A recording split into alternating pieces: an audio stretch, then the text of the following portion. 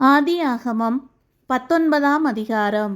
அந்த 2 தூதரும் சாயங்காலத்திலே சோதோமுக்கு வந்தார்கள். லோத்து சோதோமின் வாசலிலே உட்கார்ந்திருந்தான்.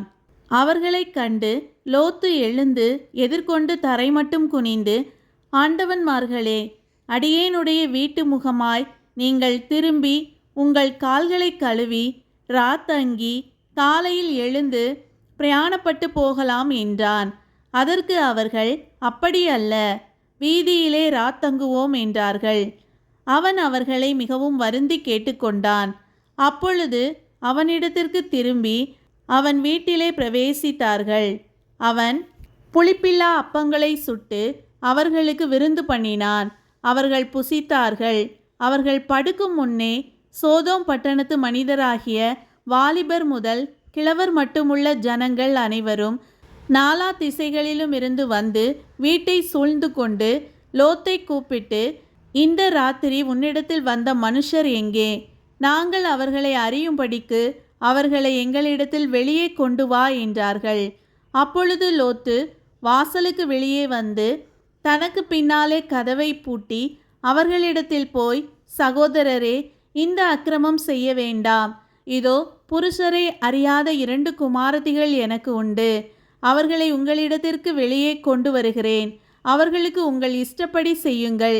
இந்த புருஷர் என் கூரையின் நிழலிலே வந்தபடியால் இவர்களுக்கு மாத்திரம் ஒன்றும் செய்ய வேண்டாம் என்றான். அதற்கு அவர்கள், அப்பாலே போ, பரதேசியாய் வந்த இவனா நியாயம் பேசுகிறது?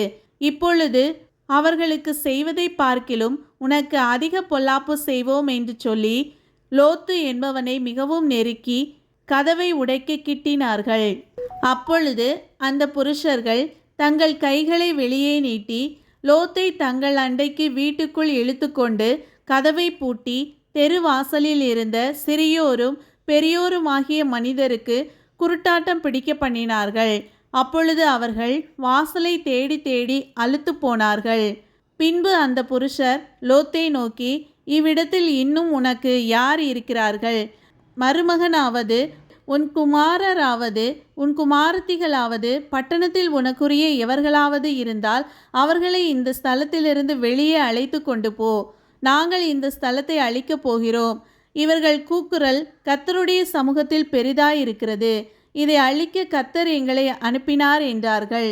அப்பொழுது லோத்து புறப்பட்டு தன் குமாரத்திகளை விவாகம் பண்ண போகிற தன் மருமக்கள்மாரோடே பேசி, நீங்கள் எழுந்து இந்த ஸ்தலத்தை விட்டு புறப்படுங்கள். கர்த்தர் இந்த பட்டணத்தை அழிக்கப் போகிறார் என்றான். அவனுடைய மருமக்கள்மாரின் பார்வைக்கு அவன் பரியாசம் பண்ணுகிறதாக கண்டது. கிழக்கு வெளுக்கும்போது அந்த தூதர் லோத்தை நோக்கி, பட்டணத்திற்கு வரும் தண்டனையில் நீ அழியாதபடிக்கு எழுந்து உன் மனைவியையும் இங்கே இருக்கிற உன் 2 குமாரத்திகளையும் அழைத்து கொண்டு போ என்று சொல்லி அவனை துரிதப்படுத்தினார்கள். அவன் தாமதித்து கொண்டிருக்கும் போது கர்த்தர் அவன் மேல் வைத்த இரக்கத்தினாலே அந்த புருஷர் அவன் கையையும் அவன் மனைவியின் கையையும் அவன் 2 குமாரத்திகளின் கையையும் பிடித்து அவனை பட்டணத்திற்கு வெளியே கொண்டு போய்விட்டார்கள். அவர்களை வெளியே கொண்டு போய்விட்ட பின்பு அவர், உன் ஜீவன் தப்ப ஓடிப்போ, பின்னிட்டு பாராதே, இந்த சமபூமியில் எங்கும் நில்லாதே, நீ அழியாதபடிக்கு மலைக்கு ஓடிப்போ என்றார். அதற்கு லோத்து, அப்படியல்ல ஆண்டவரே, உமது கண்களில் உமது அடியேனுக்கு கிருபை கிடைத்ததே. என் பிராணனை காக்க தேவரீர் எனக்கு செய்த கிருபையை பெரிதாக விளங்க பண்ணினீர். மலைக்கு ஓடிப்போக என்னால் முடியாது. தீங்கு என்னை தொடரும். நான் மரித்து போவேன்.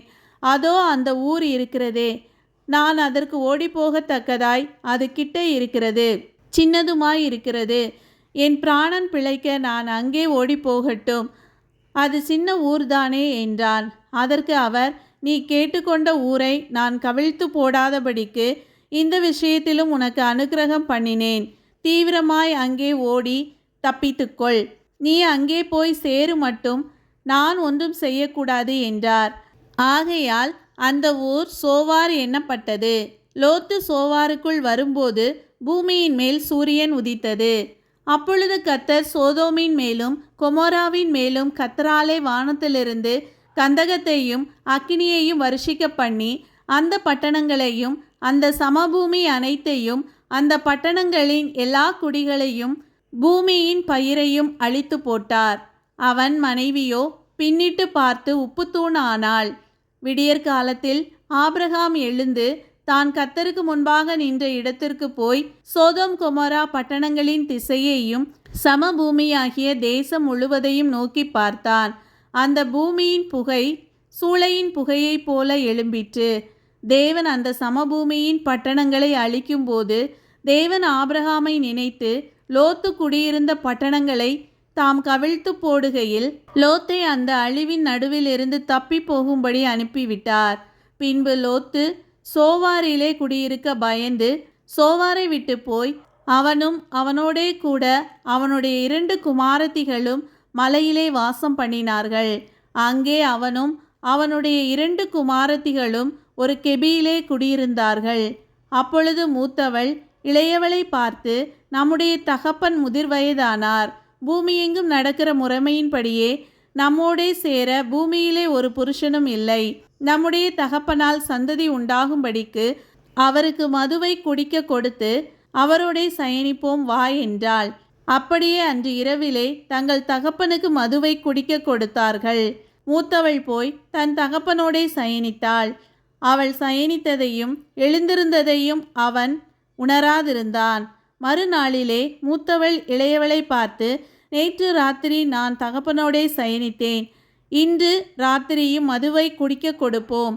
நம்முடைய தகப்பனால் சந்ததி உண்டாகும்படி நீ போய் அவரோடே சயனி என்றாள். அப்படியே அன்று ராத்திரியிலும் தங்கள் தகப்பனுக்கு மதுவை குடிக்க கொடுத்தார்கள். அப்பொழுது இளையவள் எழுந்து போய் அவனோடே சயனித்தாள். அவள் சயனித்ததையும் எழுந்திருந்ததையும் அவன் உணராதிருந்தான். இவ்விதமாய் லோத்தின் குமாரத்திகள் இருவரும் தங்கள் தகப்பனாலே கர்ப்பவதியானார்கள். மூத்தவள் ஒரு குமாரனை பெற்று அவனுக்கு மோவாப் என்று பெயரிட்டாள். அவன் இந்நாள் வரைக்கும் இருக்கிற மோவாபியருக்கு தகப்பன்.